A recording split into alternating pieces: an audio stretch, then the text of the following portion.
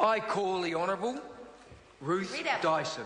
Thanks very much, Mr Speaker. Can I begin by acknowledging the member who introduced this bill, Te Uraroa Whewell. It was my assessment when he spoke in its introduction that he understood the issues, that he had passion and real commitment to make a difference in the gambling space, and actually that's not something that's happened very frequently in this Parliament.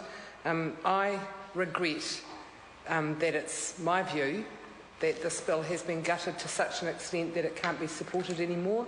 There would have been very few things I would have preferred to do in this House than support a bill that was very courageous to start with, and some of it wasn't the best, but it was done with the best intentions, and nothing would have given me more pleasure than for this Parliament to be able to back that bill and make a real difference to what has been an absolute scourge in many people's lives. We have too many people who lose their earnings, who lose their house, and often who lose their family as a result of their problem gambling. This was an opportunity to make a real difference to that.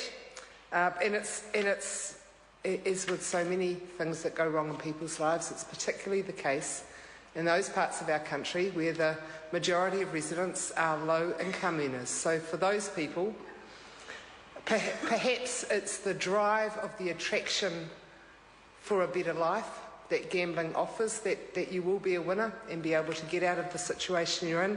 That could be a primary driver. I'm not an expert in this area at all, but for whatever reason, I think that Parliament has lost that opportunity. But I do want to acknowledge the member because I think it was his best intention, actually, at the start of this process.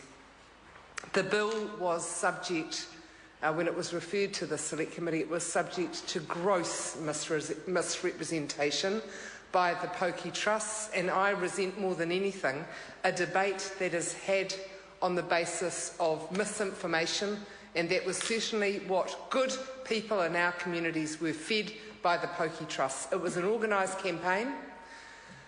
Good community groups were told a lie.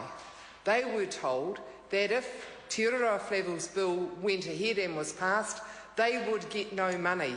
I know that's what they were told. I saw the emails. I heard those people at the Select Committee because I was privileged to be on the Select Committee for much of this hearing. I heard those good community people come along and say they were from the Raglan Surf Lifesaving Club or the Taranaki Rugby League Club, whatever. All these good community people running amazing sports activities, other activities, not just for children, but a lot of them for children. They came along and said, if we don't get the pokey money, we can't survive, so please vote against the bill. That was never the intention of the bill. It would never have been the outcome of the bill. So those submissions, and I know they went to local MPs as well. I had people in my office in Christchurch saying, don't back the bill, we'll lose our money and then we'll have to close our sports facilities. That was a lie. It was neither the intention nor would it have been the outcome had this bill passed with the trust alteration in the way that it was introduced. As I say, Mr Speaker, I resent people being lied to in order to gain their opposition. The proposal in the original bill was to have the distribution of funds, as Minister Chris Tremaine mentioned in his contribution. It was to have the distribution of funds through local authorities, but Te Uraroa Whewell from day one, and I heard him, made it very clear that he wasn't wedded to that as the only option. His principle was to have the distribution of funds done in a transparent and accountable manner. Why would national members want anything other than that? The member in introducing the bill came to the Select Committee and said this is an option, but if there's a better one that delivers transparency and accountability, let's have it. I'm not wedded to this as an option, and all the National Party members on that Select Committee should have heard that because it was a very clear statement that he made, as in fact he did with other specifics in the legislation, outlined the principle, this is what I'm trying to achieve. Sorry, I'm not quoting you, I'm not quoting the member literally, but his point was that it was the principles that he was trying to achieve, and the mechanisms could be debated. He was accepting of the option that the Select Committee could come up with better ways for doing things. So I can't understand how members would say we don't want our pokey funds distributed in an accountable and transparent way. Why would a Member of Parliament vote against that principle? I don't understand it, and I listened carefully to Chris Tremaine and I couldn't gather anything from him either. So when the bill came back from the Select Committee, it was our view, it was my view, that the bill had been gutted to such a point that it couldn't be supported.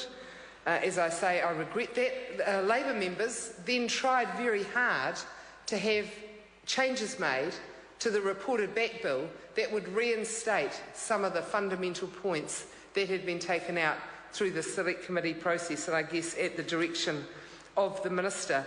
I think those SOPs deserve support. There were variations in some of them had different percentages, so if people thought that one percentage was too high, they were certainly given options. I think it was a sensible way to look at things that had been taken out that clearly removed the harm reduction part of this bill, which was really the primary point, and those SOPs were a good opportunity to put them back in. So we had SOPs on the transfer of licences, we had different percentage SOPs on the net proceeds, we had SOPs, again, more specifically the Honourable Trevor Mallard's proposal that if a licence was transferred, it could only be from a low-income area to a high-income area, and I think that's smart.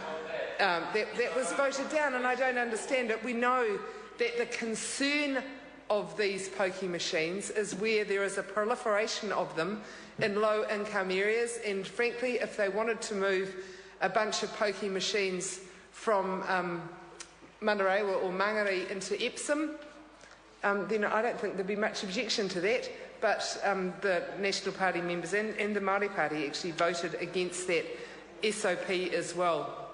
There was a further SOP to have a maximum number of gaming machines, and again I think that was consistent with the original intention of the bill to ensure that we had proper mechanisms for gambling controls.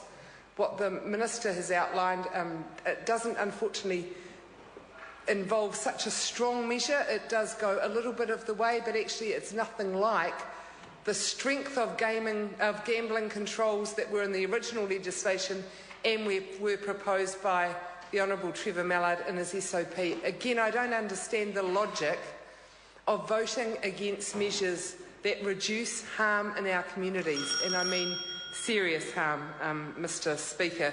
Other SOPs covered remuneration to authorities, and really looking at having an integrated problem gambling strategy. That's the opportunity that's been missed by this bill.